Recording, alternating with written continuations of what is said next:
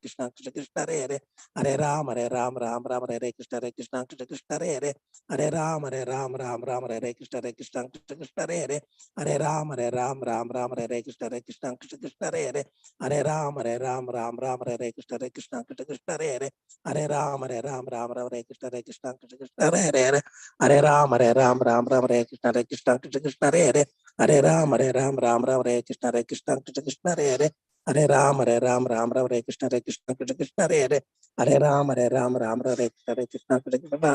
Ram Hare Krishna Krishna Hare Ram Hare Jai Krishna Chaitanya Prabhu Nityananda Shri Advaita Gadadhara Srivasadi Guru Bhaktivinoda Jai Shri Krishna Chaitanya Prabhu Nityananda Shri Advaita Gadadhara Srivasadi Guru Bhaktivinoda Jai Shri Krishna Chaitanya Prabhu Nityananda Shri Advaita Gadadhara Srivasadi Guru Bhaktivinoda Hare Krishna.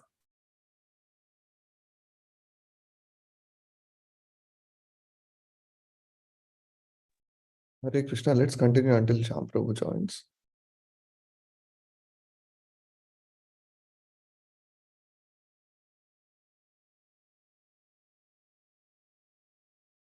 Anybody wants to chant?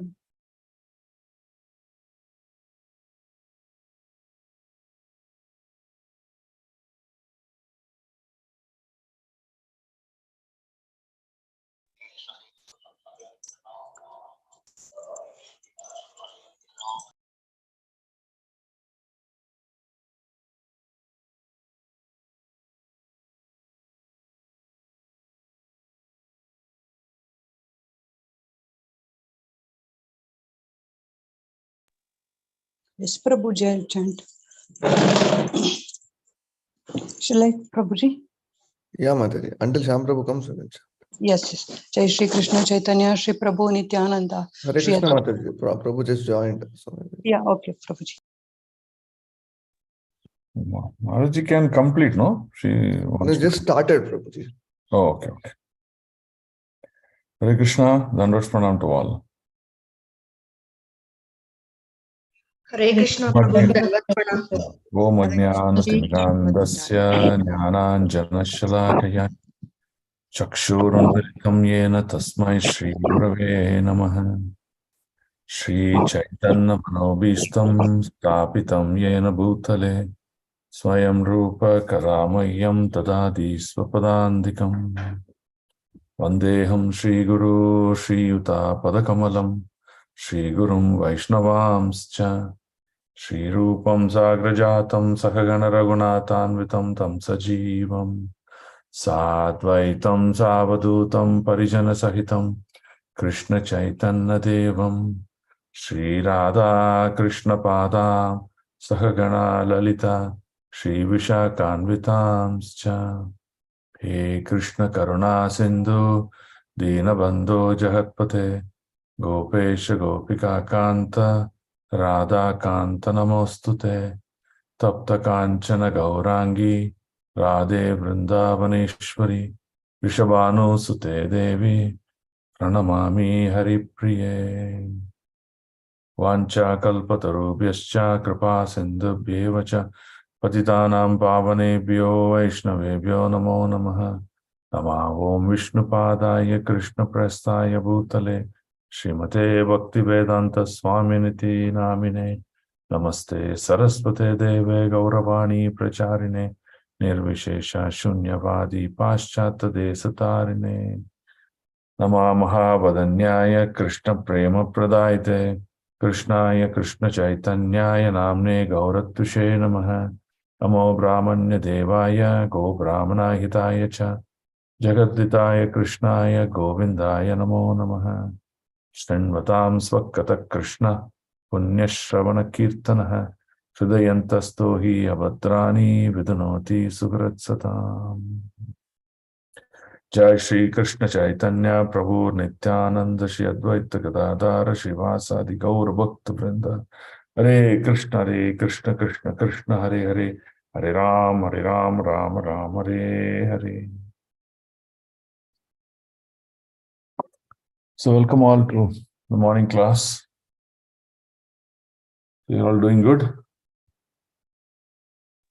Hare Krishna, Dandavat Pranam, Prabhuji. Dandavat Pranam.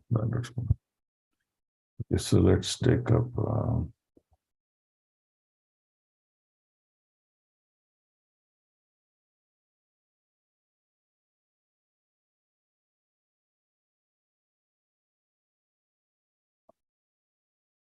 Actually, I was not well. I discovered that in the morning. I couldn't get up. I had very high difficulties and I was running temperature. So I was thinking, let's cancel this class because I'm not able to get ready. So somehow Krishna gave me the strength, energy. We sort of made it. Okay. Very good, Prabhu. Okay, so good. Now what we will do is we will learn the Canto 1 of Srimad Bhagavatam. So in the past, in our study classes, we have completed Canto 6, Canto 7, Canto 8, Canto 9. Now we are in the 7th chapter of Canto 10, right? So we've done about 10 sloka, something like that. We'll finish that also in a week or two. So now we are doing this as a parallel track so that the people can get Srimad Bhagavatam knowledge. In the initiative, the morning program initiative, so we have devotees speaking from Monday till Friday. So I think they're speaking on the Bhagavad Gita series. The Bhagavad Gita series is over, Prabhu? Pawan Prabhu? No, bro, we are in 8th chapter, Prabhuji. 8th chapter, okay. So they are doing the 8th chapter series. All 700 slokas are covered. So then probably after that, small other books will be taken up. So Saturdays, we thought we will take up Bhagavatam. So that way people can get nourished. Why, what exactly? Yeah. So before reading Srimad Bhagavatam, we will have some understanding about the introduction aspect. So we'll just go to the introduction. Okay, so this is Srila Prabhupada writing. He says, this is dedicated to Srila Prabhupada Bhakti Siddhanta Saraswati Goswami Maharaj, my spiritual master. So this is a spiritual master of His Holiness Bhaktivedanta Swami. That is Srila Prabhupada. Okay. So then, even though he has left the body, he says he lives forever through his instruction, through his literature. Like that. That's his dedication. Okay. Then why Prabhupada writes this book? So that's important to understand. Okay, we'll read the preface. We must know the present human need for human society. What is the need? Human society is no longer bounded by geographical limits to particular country or communities. That means they're everywhere. Human society is broader than in Middle Ages and the world tendency towards one state or one human society. Okay, that's the ideal state. The ideals of spiritual communism, according to Srimad Bhagavatam, are based more or less on the oneness of the entire human society, the entire energy of the living beings. So here the summary is very simple. He's saying that all human beings are children of God. So technically, the whole world must be one country. There should not be any borders and limits because they all should look each as children of God and have that relationships.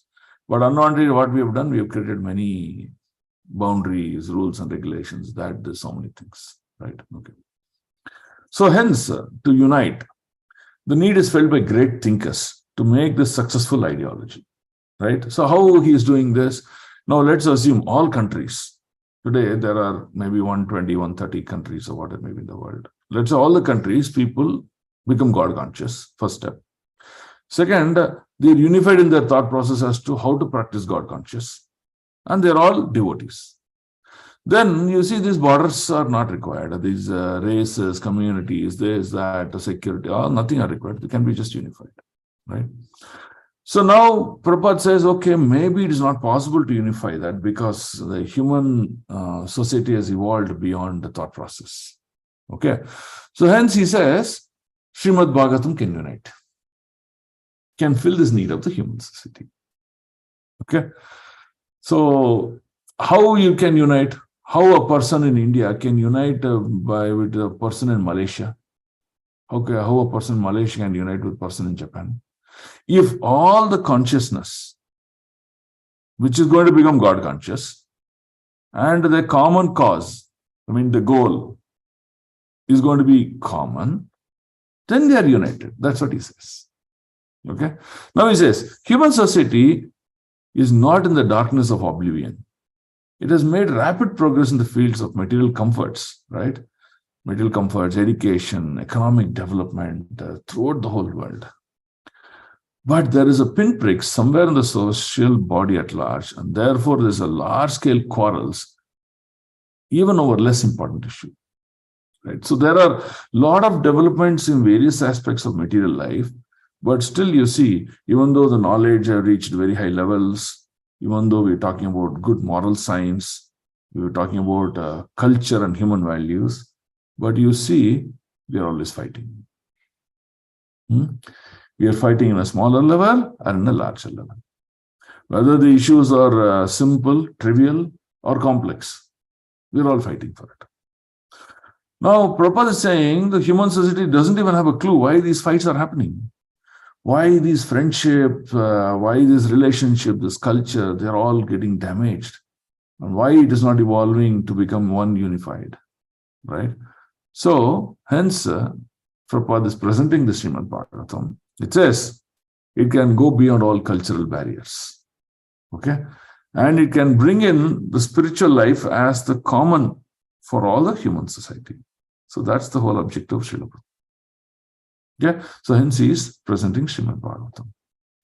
So now what he says, Srimad Bhagavatam should be introduced in schools and colleges. It is recommended by the great student devotee Prahlad Maharaj in order to change the demonic face of the society. Yeah, 7.6.1. Kaumara acharat prajno dharman bhagavatam ihan durlabam manusham janma tadapi adruvam arthadam. What he says? He says, disparity in human society is due to lack of principles of godly civilization. We have differences, we quarrel, we don't agree upon a common thing. It's because we don't have God consciousness. Our society is a godless society. And hence we have all these problems. But what is the truth? There is one Almighty from whom everything emanates, by whom everything is maintained, and in whom everything is merged or to rest. Material science has tried to find ultimate source of creation very insufficiently, but it is a fact there is one ultimate source of everything that be. This ultimate source is explained in beautiful Bhagavatam or Srimad Bhagavatam. Right? So, Prabhupada is trying to tell about there is nothing accidental in this world. Right? Nothing gets created accidental. Everything, there is a plan or arrangement of the creator. If there is creation, there is creator. So that creator is called as Almighty. Okay? So the Almighty is the one who manifests this entire creation. Now, if you are able to understand this one ultimate creator, then we will see all our relationship with that creator, and that becomes the ultimate goal of our lives. And that is what is presented as Srimad Bhagavatam.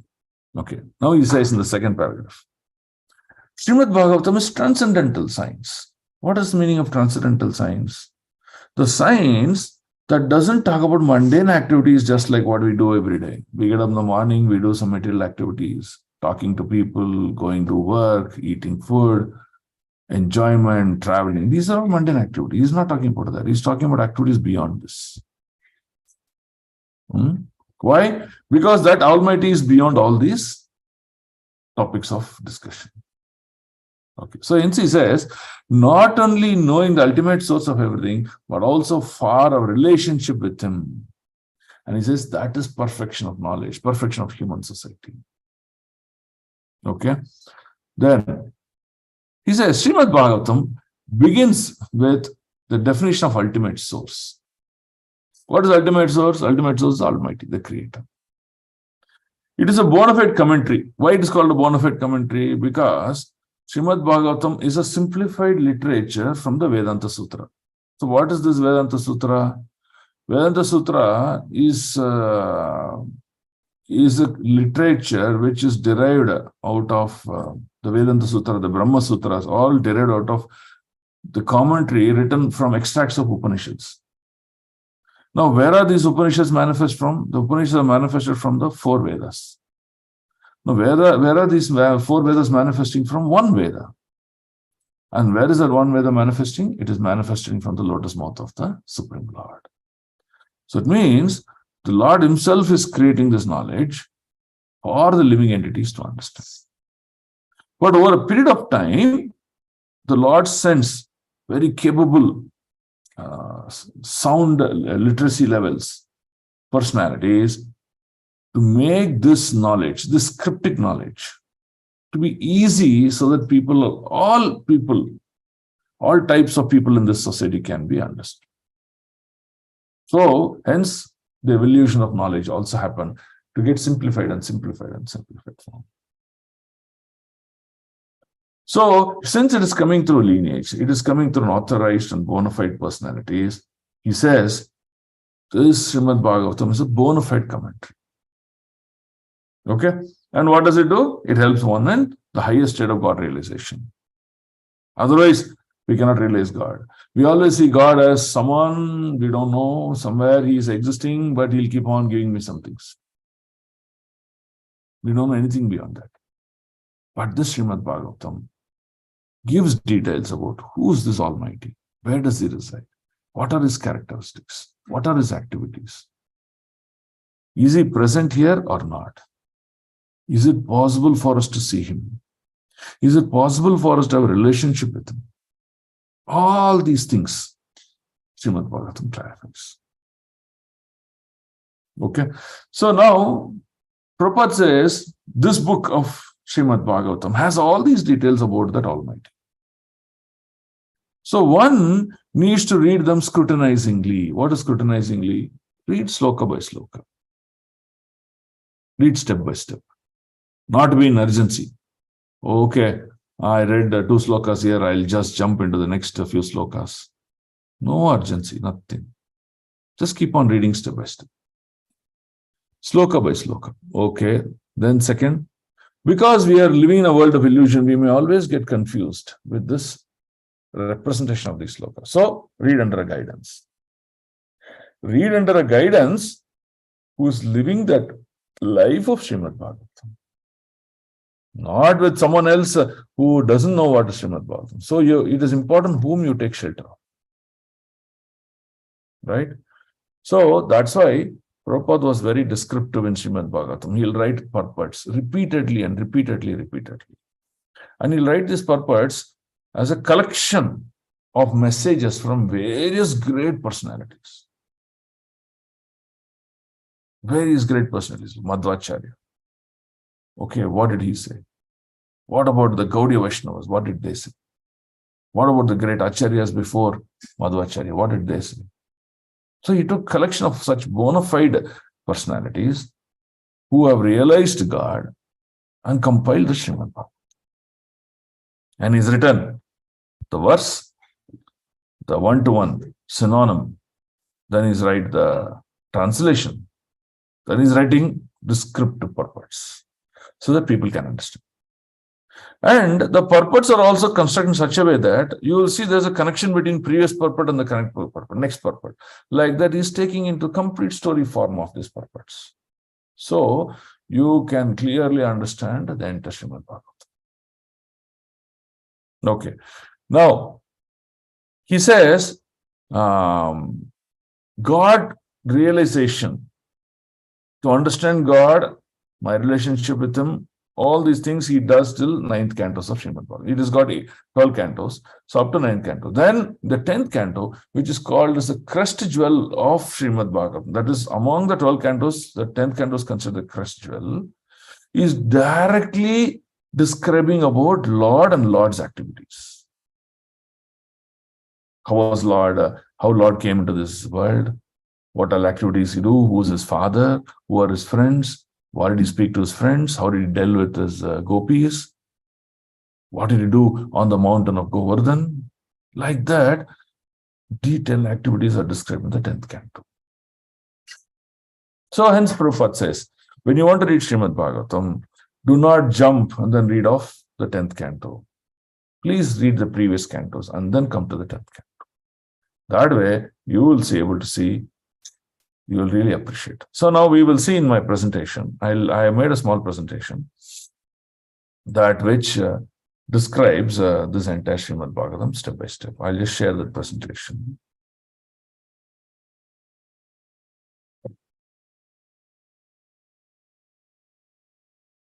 Share the desktop. Are you able to see my presentation? Yes, Prabhu. Yes, Prabhu. Okay. Yes, Prabhu. Okay. So now let's see what is this I've written. So this one I'm talking about now. So what is Srimad Bhagavatam? It is a crest jewel of all scriptures. So why crest jewel of all scriptures? Now, in the Kali Yuga time frame,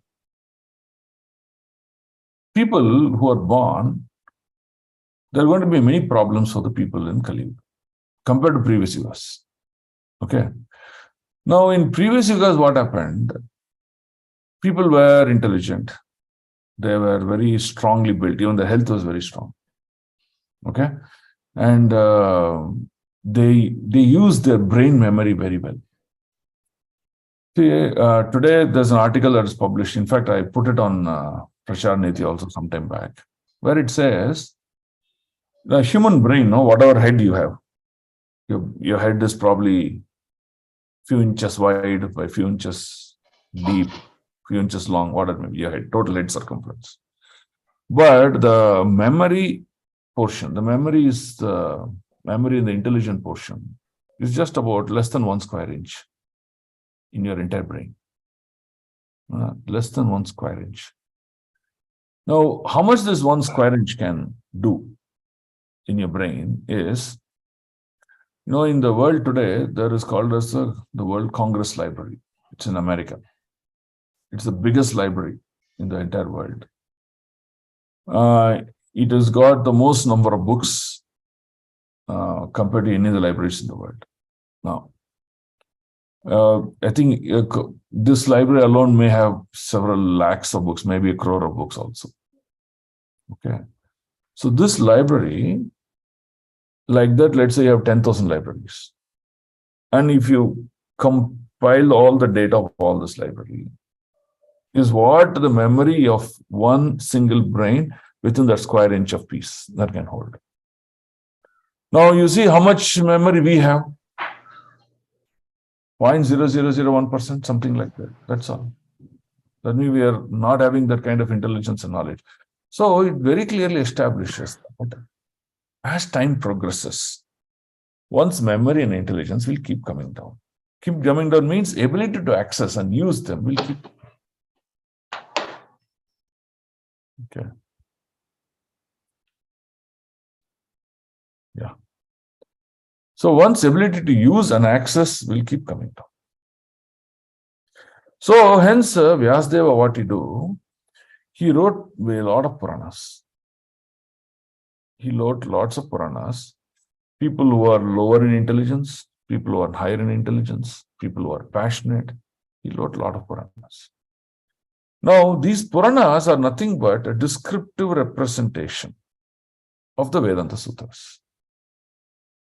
Okay, I can't understand Vedanta Sutra. It's very difficult, Prabhuji. Yes, you can understand this Purana. Now, of all these Puranas that is existing in the world today, Srimad Bhagavata Purana is the top of all the Puranas. It is the best. So we'll see why in the first sloka, second sloka, like that we'll see. Now, second, it is also essence of all scriptures. That means there's nothing missed out in Srimad Bhagavatam that you can find in other scriptures. Okay, so what is essence? If I take, let's say I have 100 mangoes. If I take the oleoresin or the juice and extract the juice and convert to an essence, you will see 100 mangoes may be filled in just one small bottle, that essence. So that means the essence is the representation of all the 100 mangoes, their sweetness and qualities and etc. So that's why it says, Srimad Bhagavatam is the essence of all scriptures. It has everything that all the scriptures have talked about. There's nothing pending.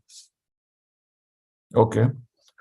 We already talked about the commentary on Vedanta Sutras.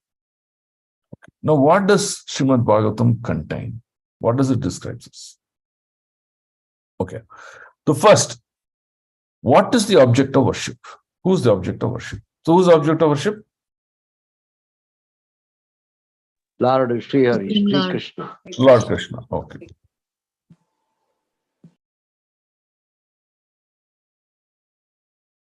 So, which is Lord Krishna? So, Srimad Bhagavatam describes which is the object of worship.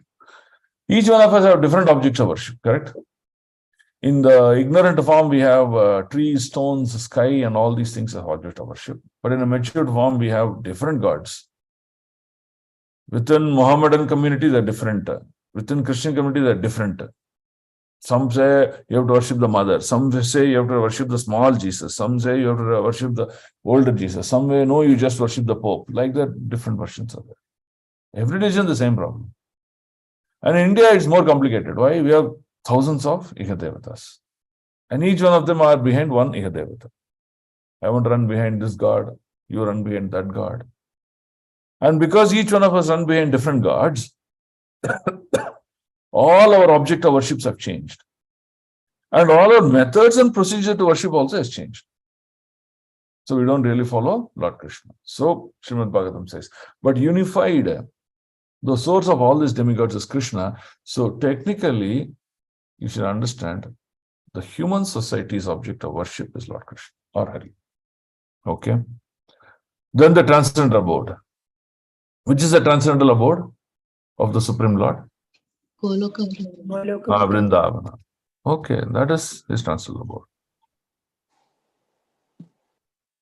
When we say his, Krishna says, hey, you're also my children, you're part and parcel of me, which means our transcendental abode is also Vrindavan. But we have left that and come here. Okay. Then he talks about the worship, the methods, upasana, which are worshipped by the gopis of Vrindavan. So it gives you such details. How did they worship Krishna? How did they take care of him? What did they do to him? Okay. Then all these first three topics, Srimad Bhagavatam describes in a very, very clear, spotless manner. There is no tinge of adulteration. You might think, okay, Prabhuji, everything is fine, but there are some aspects Srimad Bhagavatam is going wrong. This is not acceptable. No. Srimad Bhagavatam is spotless. It's a clear description without any adulteration. Pramanam.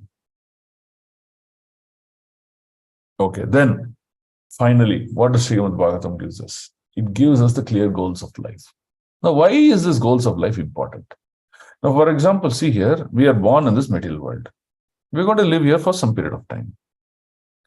After some period of time, we are going to leave this world.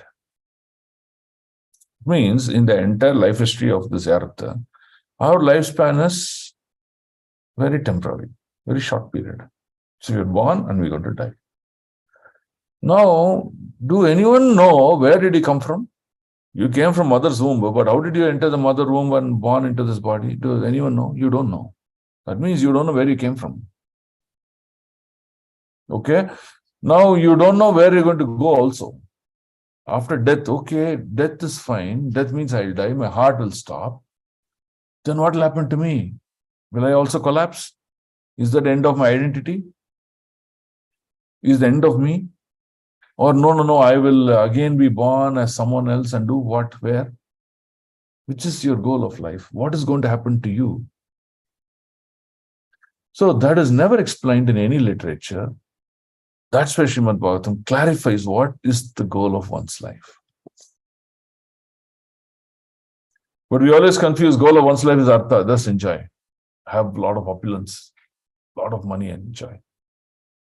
No, that is the means and method, but that's not the goal. See, the money we possess is means and methods. Means and methods to maintain this body. But money is not the goal of life. But unfortunately, in Kali Yuga, what has happened? Everyone's goal of life is money only. Huh? If the means and methods become the goal, then the real goal is lost. So that's what has happened in material world. Okay. So far clear? Yes, Prabhu. Thank you. Anyone has doubt, please then and there stop me, ask me all relevant questions so that we'll clarify you as much as possible. So you go home very clear without any doubts. Prabhu, Pramanam. Prabhu. Huh. Pramanam is spotless description. Prabhu. Pramana means is give details. Details as it is. And here Srimad Bhagavatam gives you spotless pranam. Okay. Yes, Prabhu. Now we will talk about how Srimad Bhagavatam, the breakup. Prabhuji, there are 12 cantos. How is it? So now if you see Kunti Maharani prayers, you know how she says, how you should approach the Lord, how you should worship Him, how you should deal with Almighty. This Almighty is not someone like our friend or our uncle or auntie or anything like that. It's someone really phenomenal, really supreme. Because He not only created this material world, He created all the universes that you see. You go to the sky and see the stars. Every star He created. That means His position is phenomenal. See, just say our Prime Minister, he is one of the elected person among the mortals who are living this world. For Him only we give such a security and position. Imagine the Creator. What position, what value we should give Him. So hence, Srimad Bhagavatam, the way it is constructed is, it doesn't straight away take to the face of the Lord to see Him. It starts from the toe. It starts from the toe, then slowly, one by one, you understand the Lord, and then finally you come to the crest jewel, that is His face. Then finally understand His head and forehead. Right? So you see, Canto 1 and 2 is only focused on the lotus feet of the Lord. Canto 3 and 4, it is equivalent to the thigh of the Lord. Then 5, 6, 7, and 8. Like that, you see, you begin with the toe of the Lord and finally end with the head of the Lord, and you will see your devotion becomes complete.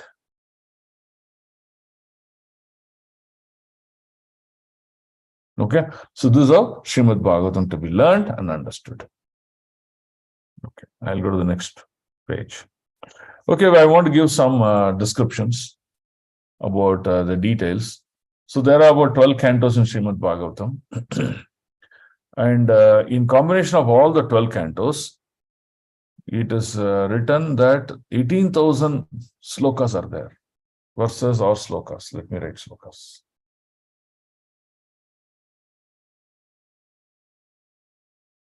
Okay, there are 18,000 slokas are there. These 18,000 slokas are divided among 335 chapters. So in 12 cantos, how many chapters are there? 335 chapters are there. Now, out of these 335 chapters, the 10th canto Bhagavatam alone, right, which is nothing but direct pastimes of the Lord, alone has 90 chapters in totality. So now 335 minus 90, how much it is? 245. In the 245, there are about 30 to 40, 45 chapters spread in the 11th and 12th canto and other cantos, which is talking directly about Lord and Lord's activities. So you'll see, out of 335, about this 135 may be a little bit wrong. I just wrote an approximate number. I have to check this. About 130, 135 chapters are directly describing about Lord's and Lord's pastime. So technically, you see, you're talking about 35%. 35 to 40% of entire Srimad Bhagavatam is description about Lord and Lord's activities directly.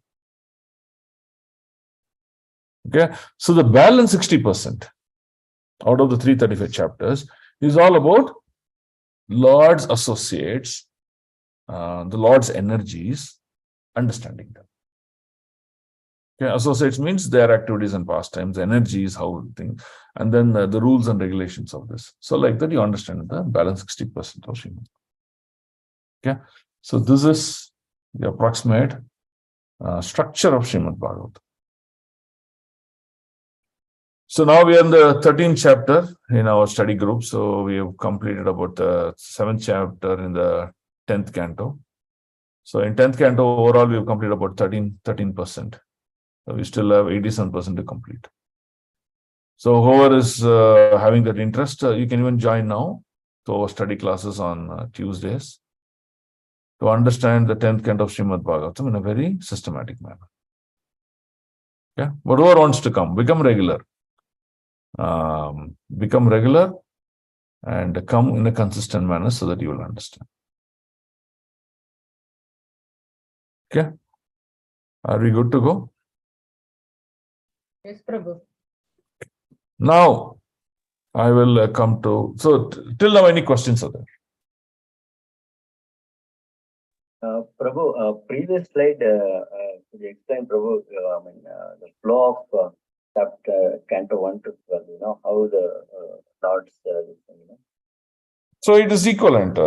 It is just a representation. how to understand, Prabhu, this Canto 1 and 2 is understood as the lotus feet of the Lord. How to understand that, Prabhu? So if you see this entire creation, which has got 3 lokas, the upper planetary system, middle planetary system, and lower planetary system. Now, these planetary systems, which are totally 14 in stacks, they are considered to the Lord as the navel portion, the lower portion, and the upper portion, the head of the Lord. Right?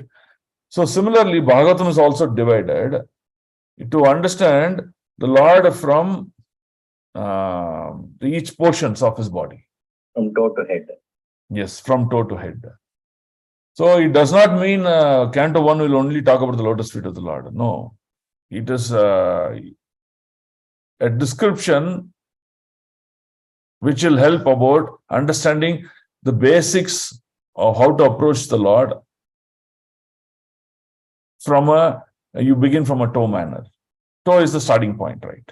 So like that. You go step by step, and then you finally reach the face. Face is like directly representing the activities of the Lord, his pastimes. So that's how Bhagavatam describes and says, takes step by step to achieve the highest perfection. Thank you. It's just a representation.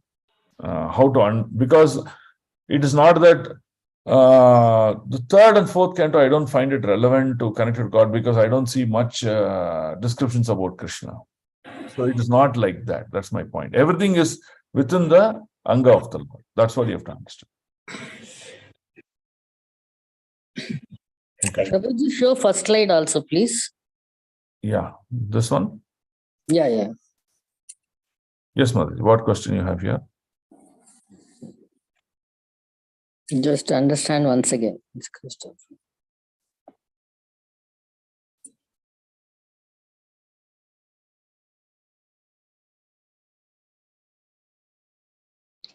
Prabhuji, whatever has been covered up will not be repeated as part of this, which has been started now today. Meaning I didn't understand, Mataji. Prabhuji, you have completed 6, 7, 8 in the 10th canto, 13, some chapters you said. So those chapters will not be repeated as part of what we have started today. No, it will go into a systematic study on Canto 1 only. Oh, okay. Full detail. Sloka by sloka we'll read. Sure, Prabhuji. Okay. So by the time we finish this only, it'll take a few years, no? So Hare Krishna, Prabhu. Prabhu, in general, we know the goal of life, that how to purify our life, senses, everything, and to reach the lotus feet of the Lord, as we think, Prabhu. But what exactly Srimad Bhagavatam tells? That is what you will learn in the verses now. Yes, Prabhu. Okay. So we go to the verses now. So is introduction clear? You have any doubts about the introduction? And there is also an introduction in the first, in the Canto 1 about Srimad Bhagavatam. Please take those introductions. Okay. Now, There is general tendency to describe about how Srimad Bhagavatam was written, on what condition this was written, where it was, who wrote this Srimad, who spoke this, all these things. All these details we will be discussing in sloka by sloka. In the relevant sloka, those relevant pastimes and details and descriptions I'll give you. Okay? So you should start going through the sloka sequence to understand the detail. Hey, why did this manifest? Right? So then we will understand. Okay, in chapter 2 you will see, chapter 3 you will see. You will see those details coming up. Okay, who spoke to whom, under what condition, who were present, what is authenticity, how did this question of Srimad Bhagavatam came up? All those things will come in relevant slokas. Okay? Now, why did Srimad Bhagavatam come? Because of one primary reason. Of course, it is a plan of the Lord. That you will appreciate that while you read sloka by sloka.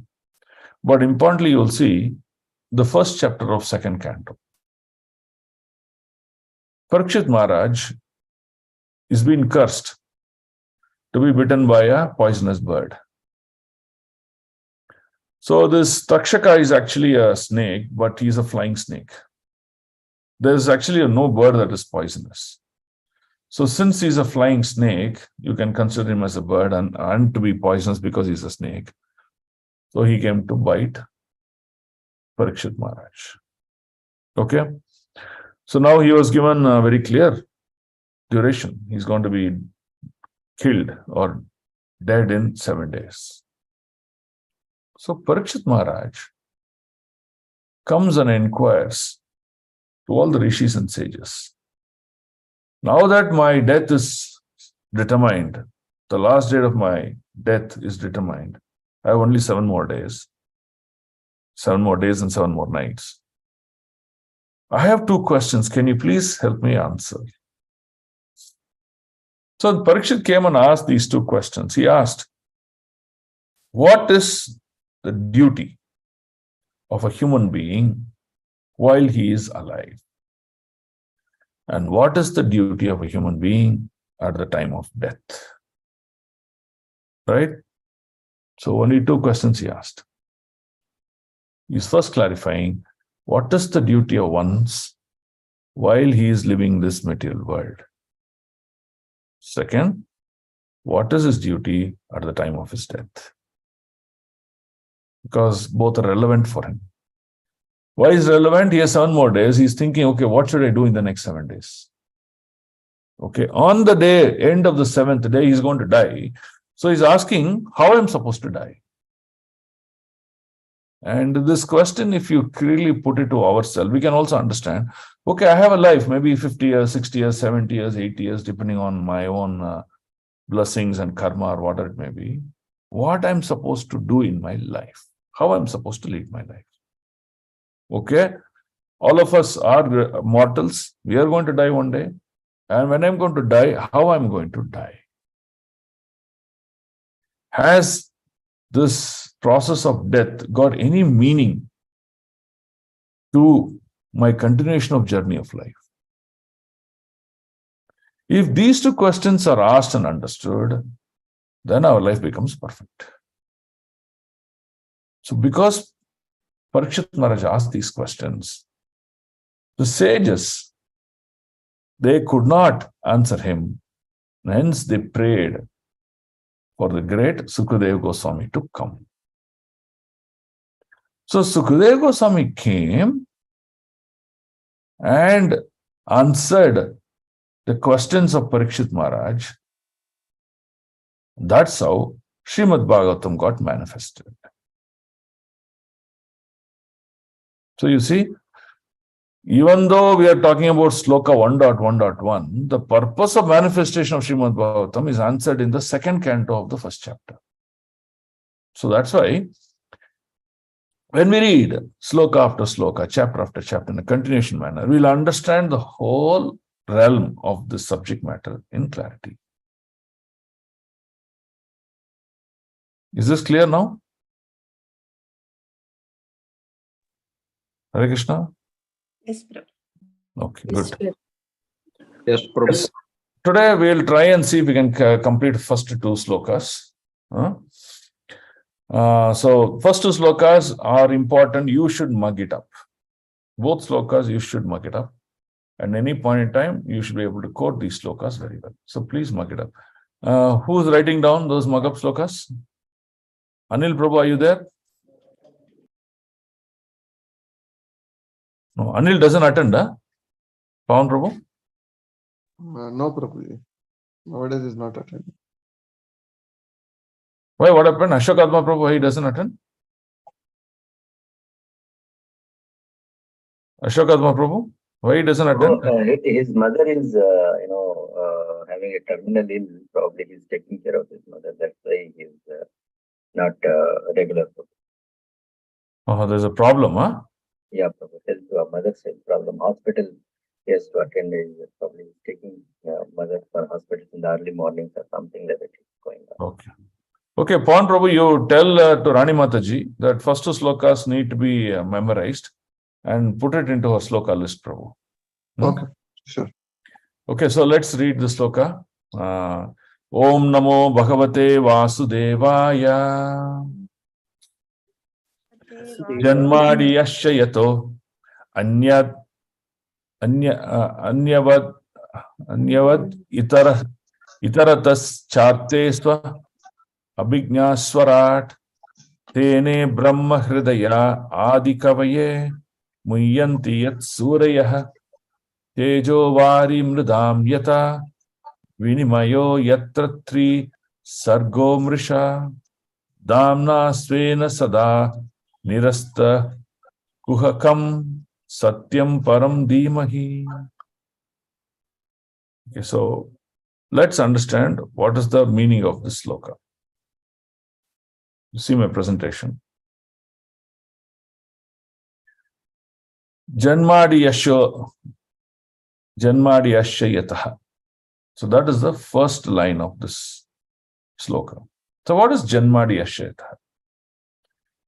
The question is, there are so many activities that are happening in this nature. Change of seasons.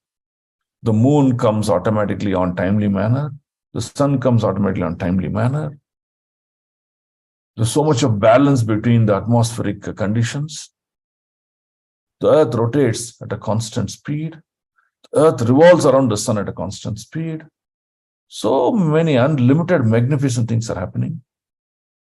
The whole creation is based on the concept of gravity. That's how we are all living on this planet. But where is this planet Earth floating? How come it is not getting gravitated to something else? So like that, you see, there are so many brilliant things that are happening. The creation of the human beings. Why am I born? What is the goal of my life? So like that, you see, there are many activities that are going on. And who's the cause of all these activities? Who's that one person making all these activities to happen in a very systematic and a synchronized manner? I'm not going to go very deep in explanation because one sloka alone will take 2 hours. So I'm not going to do that. I'm going to do it on a very surface level. So who's the cause of all causes? Okay. Anyad itaratas chartes abhina. The person who's created somehow seems to be having complete awareness of this creation. He is present everywhere. He knows every detail that is happening in this universe. He is sitting as Paramatma in the heart of every living entity.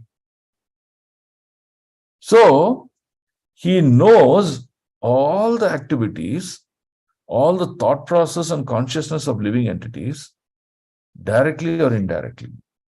He is completely aware.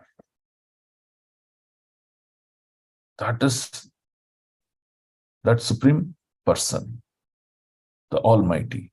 So the Almighty is the cause of all. He is not only cause of the all of creation, maintenance, and destruction of this place, but is fully aware of all the activities that are happening in this creation. Not only in earthly planet, but in the higher planets, in the lower planets also. Okay. Third, it says Swarat. Swarat means even though he is the creator, but is completely independent. He is not affected by that creation. That means he's standing outside and he's creating, and he's not dependent on that creation. He's completely independent. That's what the sloka says. Okay, next. Tene Brahma Hridayadi Kavaye. What is Tene Brahma Hridayadi Kavaye? So Brahma here refers to Brahmaji. This knowledge of this cause of all causes, that he is fully aware of all the activities. It is he, by his causeless mercy, by his glance on this creation, activates the entire creation. All this knowledge of Srimad Bhagavatam is given to Brahmaji after creation. That means what happened? Lord Krishna expands into Vishnu to propagate what is called as a mode of goodness. The Guna Avatar, there are three Ganya Avatar. Three Ganya Avatar means passion, goodness, ignorance. Or ignorance, passion, and goodness.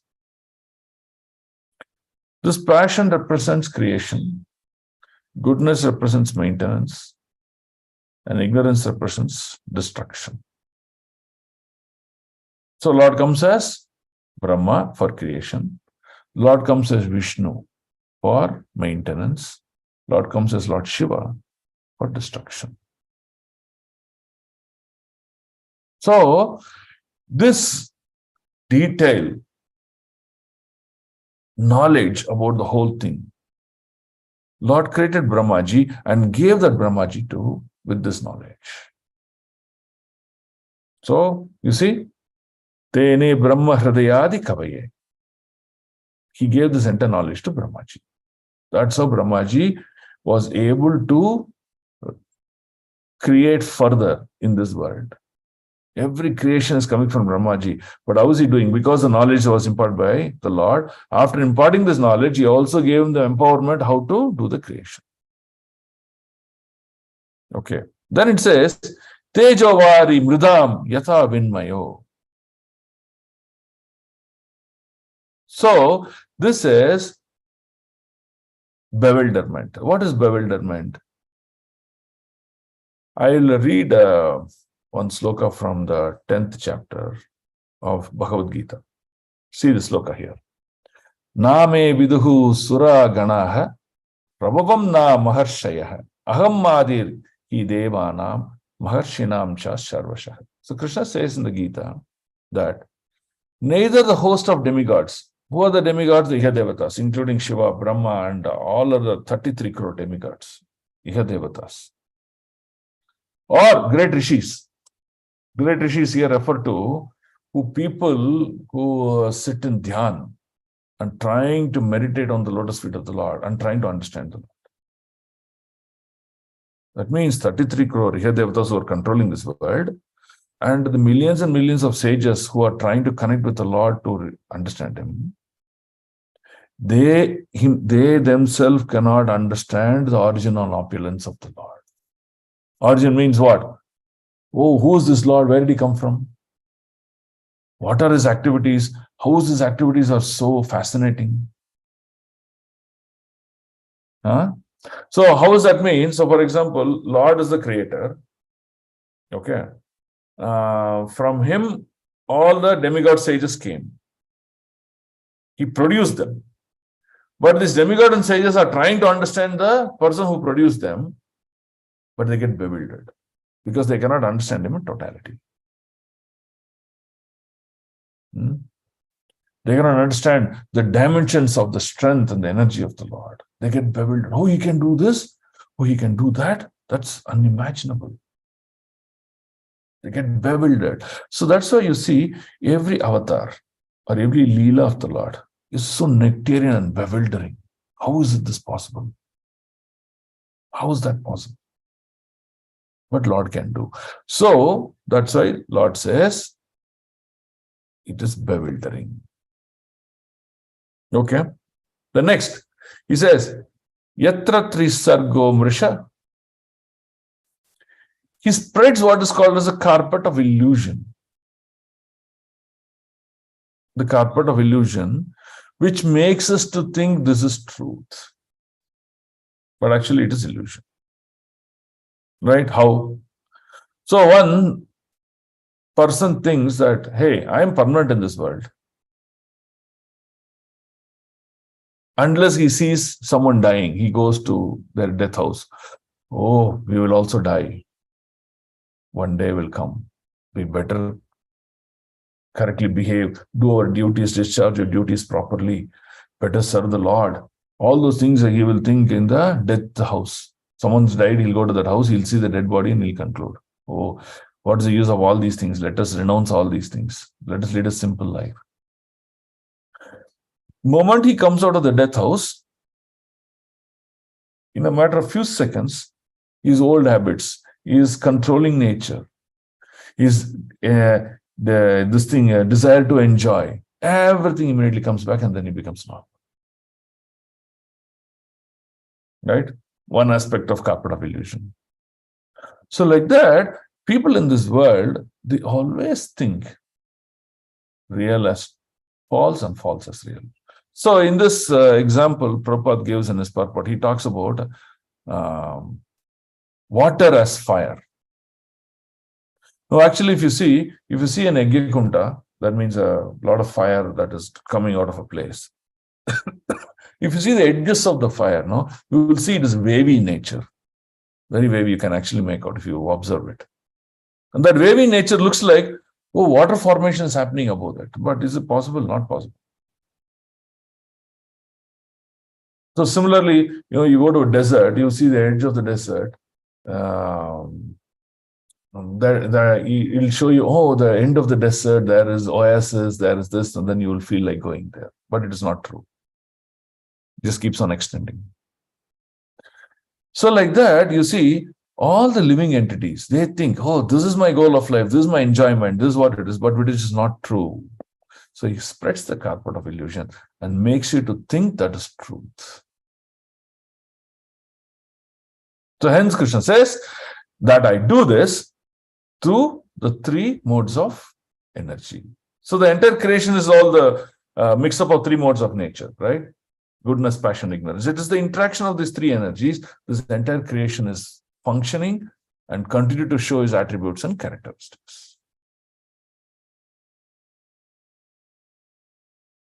Right? So, yatra trisargo mrisha is, it makes you to think factual. Okay. Damna smena sada nirasta kuhakam. So here in this line, Krishna is talking about his eternal abode, Vaikuntha. Now, why is he talking the Vaikuntha? That's the place the Lord is living. That's his abode.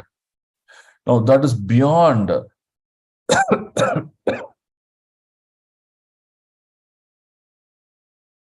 is beyond the dimension and measurement of this material world. In the material world, you come in the night, if there's no sun, you'll see full pitch darkness. It's full of ignorance. But the Lord is living in a place much beyond this material creation. And in that material creation, none of the energies or the influence of the material world can happen. That means in the material world, we go through what is process of time. Kala. Kala influences us. How? One day you will see that we are enjoying, another day we are sad. Right? So that Kala time has gone. One day we would have made a lot of money. In another day, someone else will make a lot of money. See? That is time for him, time for me. So like that, there is something that Kala keeps moving us towards the end of life. So something like that doesn't exist in the eternal abode of Vaikuntha. It is that Kala that makes us to be born as a childhood, slowly grow and then become old, and then feel that we are no more fit in this material world. See, something like doesn't exist. This old age doesn't exist. So like that, very wonderful descriptions about what are the spiritual planets? What are the activities? What are the nature of the people there? I heard Kalpavriksha. There's a tree Kalpavriksha in the spiritual world. Desire tree. Go ask it. Hey, I want this. Can I get it? You immediately will get it.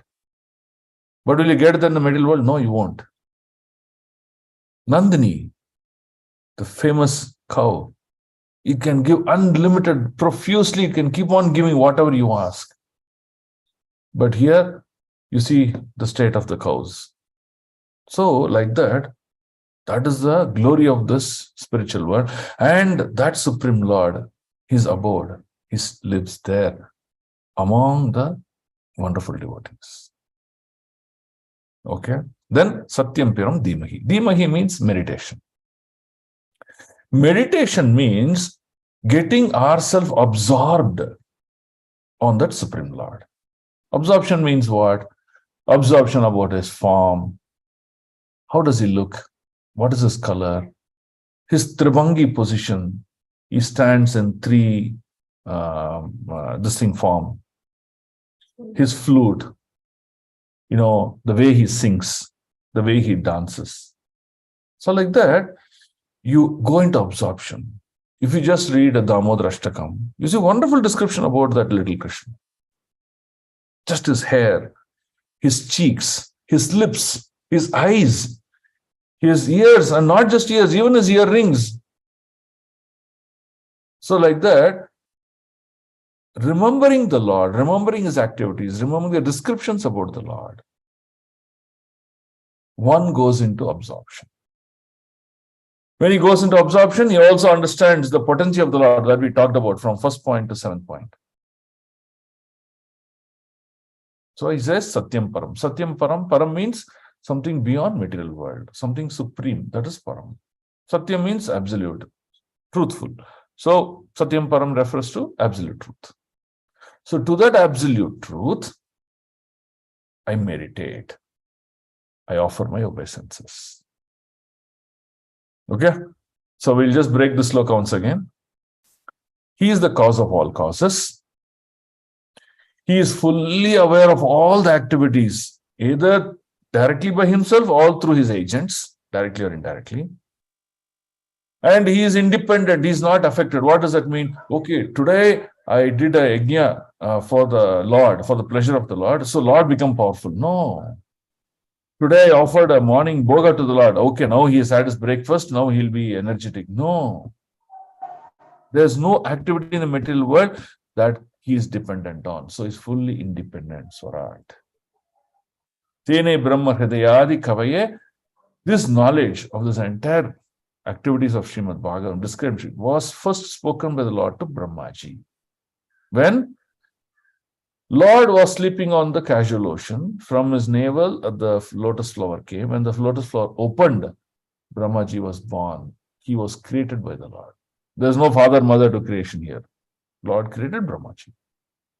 After creating Brahmaji, the Lord first gave him the knowledge, Srimad Bhagavatam. After that, he empowered. He gave him all the Shaktis. Okay, now you do your job of creation. Go do it. So that's Tene Brahma Hridayadi Kavai. Okay? Then, Lord is trying to say, it is not possible for people in this material world to understand me. They get bewildered. Whoever it may be, including Lord Shiva. You can see in Mohini Avatar how Lord Shiva got bewildered by Mohini's actions. So anyone in this material world, they get bewildered. Then it says, this entire world is filled with is spread with the carpet of illusion. So they think, I'm living happily, I'm eternal, I'm the best, I'm this, I'm that, my pride goes up. All these things they are in that. But whoever comes and takes the shelter of the lotus feet of the Lord, to him, that carpet of illusion is removed. That's what the Lord says. So that means bhakti is so special and it stands out compared to other aspects of activities that we do in this world. So carpet of illusion will be removed if you practice bhakti. If you don't practice bhakti, we'll be in illusion. We'll be in ignorance. Okay?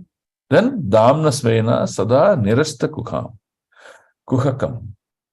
Then here we understand, oh, what is the beauty, glories of the Lord's abode. And Lord is inviting us, please come. Don't stay in this Dukhalayam. Don't stay in this material world. Come here. Lord is inviting us. And the author is offering Satyam Param Dhimahi. He's offering obeisances. He's absorption on the absolute truth. He's meditating on the absolute truth. Okay? The first sloka clear? Prabhu, Hare Krishna. Yes, Mataji. బివెల్డర్ అని అది కొంచెం చెప్పండి ప్రభు తెలుగులో. బివెల్డర్ అంటే ఆశ్చర్యం. ఇది ఎలా అవుతుంది, ఇది సాధ్యం ఉందా, ఇది ఎలా అవుతుంది అంటే ఆశ్చర్యం. ఓకే, సో ఒక సింపుల్ ఎగ్జాంపుల్ చెప్తాను. కృష్ణుడు మన్ తింటా ఉన్నాడు. వాళ్ళమ్మ పిలిపించి, నువ్వు మన్ తింటే నీ కడుపు చెడిపోతుంది అంటే, లేదు నేను తినలేదు అంటాడు. తల ఆడిపిస్తాడు. లేదు నువ్వు నోరు తీ, నేను చూడాలా, నీ నోరు చూపించు అంటేసి కృష్ణుడు నోరు చూపిస్తే ఎంటైర్ బ్రహ్మాండం చూశాడు వాళ్ళమ్మ. ఆశ్చర్యం కదా. చిన్న బ్రాహ్మణుడు పిల్లగాయలాగా వచ్చాడు. వాడొచ్చి నాకు 3 అజ్జులు పెట్టేదంతా భూమి కావాలంటే అడిగాడు బలి మహారాజ్తో. ఓ, నువ్వు ఇంత చిన్న వాడు ఉన్నాడు, నీ కాలు ఎన్నో ఒక 4 ఇంచులు 5 ఇంచు ఉంటుంది, నువ్వు ఎంత అడిగేస్తావు, 3 అజ్జులే కదా, పర్వాలేదు నువ్వు తీసుకో అంటే వాడేం చేశాడు, ఈ బ్రహ్మాండం కంటే పెద్దదిగా పెరిగాడు. అప్పుడు ఏమైపోయింది, ఒక అజ్జికే ఈ ఎంటైర్ ఎర్త్ ప్లానెట్ మార్త్యలోకం అది కవర్ అయిపోయింది. ఆశ్చర్యం. అది ఎలా సాధ్యం అంటే ఆశ్చర్యం. సో ఇట్లా ఈ ఇహదేవతలు కానీ, బ్రహ్మాజీ కానీ, శివుడు కానీ ఆశ్చర్యంతో ఇది ఎలా ఇది సాధ్యం అనేది చూస్తారు.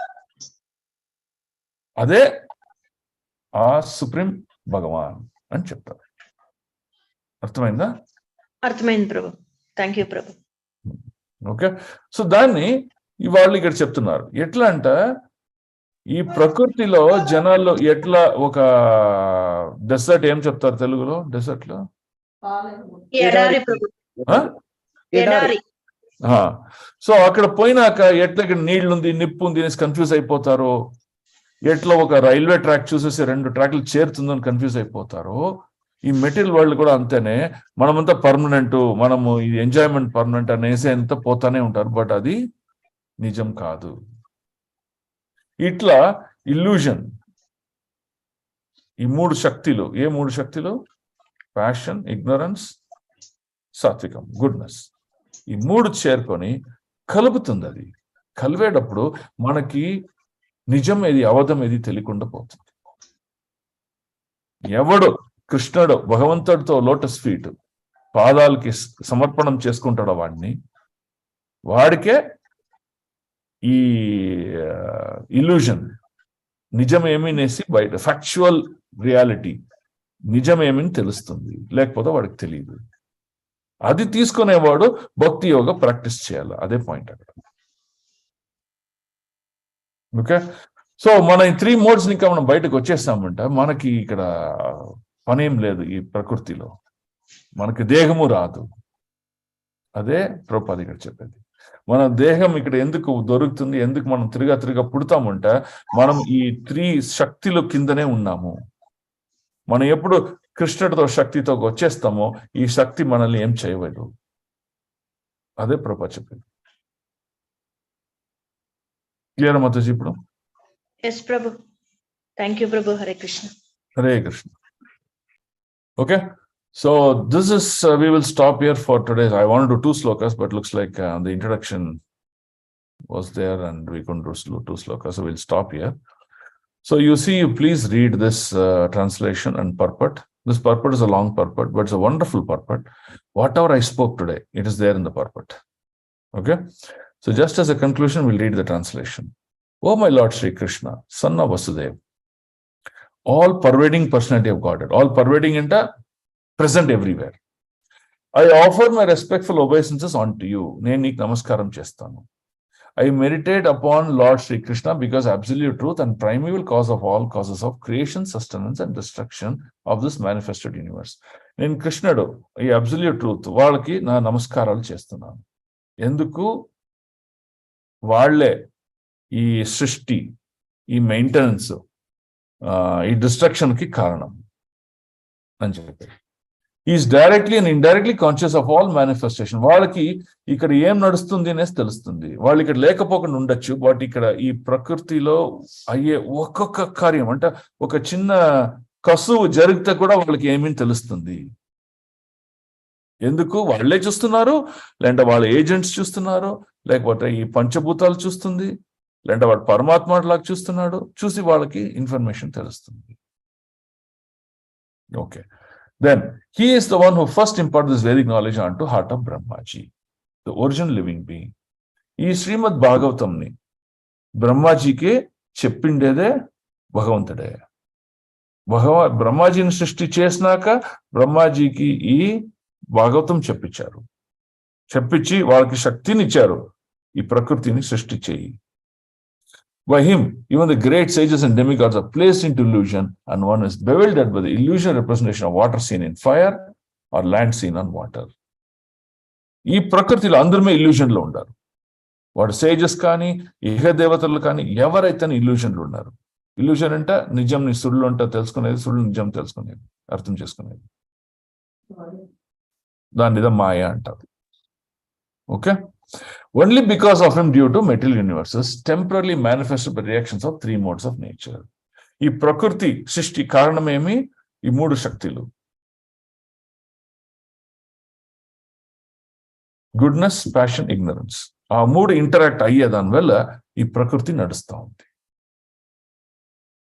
దానికి ఎవరు కారణం? భగవంతుడే. ఆ మూడు శక్తులు సృష్టి చేసి ఈ ప్రకృతిని నడిపిస్తాడు. సో దానివల్ల ఏమవుతుంది? మనకి ఇదే నిజం అనేసి మనం తలుచుకొని ఇక్కడ ఉండాము. ఈ భూలోకం నిజం కాదు. భూలోకం నిజం కాదంటే భూలోకం నిజమే. ఇక్కడ ఉండే యాక్టివిటీస్ మన మనసులో మనం ఏం తలుచుకుంటామే అది నిజం కాదు. ఎవరు భగవంతుడు పాదాల్లో రక్షణ తీసుకుంటాడో వాడికి ఈ illusion, carpet of illusion, that will go away and the truth will be revealed. So hence the author is saying, therefore I meditate upon him, Lord Krishna. Ever vallu who is existing and living in his supreme abode, that is Goloka Vrindavana. Dantlo there is no illusion. ఈ ప్రకృతిలో ఉండే illusion లాగా అక్కడ ఏది లేదు. అన్నీ clear, straight forward. వాళ్ళపైన meditate చేస్తాను. I meditate upon him for his absolute truth. So నేను ధ్యానంలో కూర్చొని వాళ్ళ దయ, వాళ్ళ కరుణనే నేను ఎత్తుకుంటాను. So that's the author, what is he doing? That is the first sloka. Okay, is this clear? Yes, Prabhu. Yes, Prabhu. Okay, I'm very happy to see that it is very clear and you are able to understand this. Okay. If you have any questions, please write a WhatsApp message to me. I'll help you with the answers. Okay, so we will end here. My only request is please read the translation purport before coming to the next Saturday class and try to mug up the sloka right away so that you are able to recite this very nicely. This sloka is very important. 1.1.1. Okay, so 1 week meek anta time undi, you can recite all this, you can mug up this sloka fully. Okay, thank you.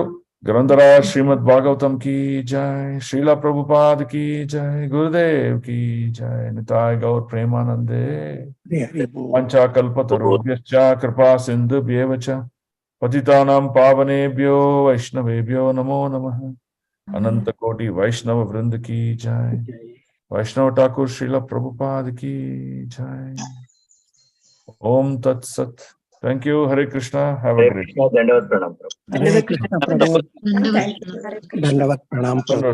Dandavat pranam, Prabhu. Thank you, Prabhu. Krishna Dandavat Pranam Prabhu. Dandavat Hare Krishna, Prabhu. Dandavat pranam. pranam. Hare Krishna. Yes, Prabhuji, ma'am. ఈ session ఇంక మీద every Saturday ఉంటుందా starting నుంచి భాగవతము? Yes, every Saturday morning 6 to 7 a.m. Okay Prabhuji, thank you. Okay. Thank you, Prabhu. Dandavat Hare Krishna, pranam. Dandavat pranam. Hare Krishna, Prabhu. Pranam, Prabhu. Thank you. Hare Krishna. Hare Krishna, Dandavat pranam. Hare Krishna Prabhu. Hare Krishna, Dandavat pranam. Hare Krishna, Prabhu. Dandavat pranam. Hare Krishna, Dandavat pranam.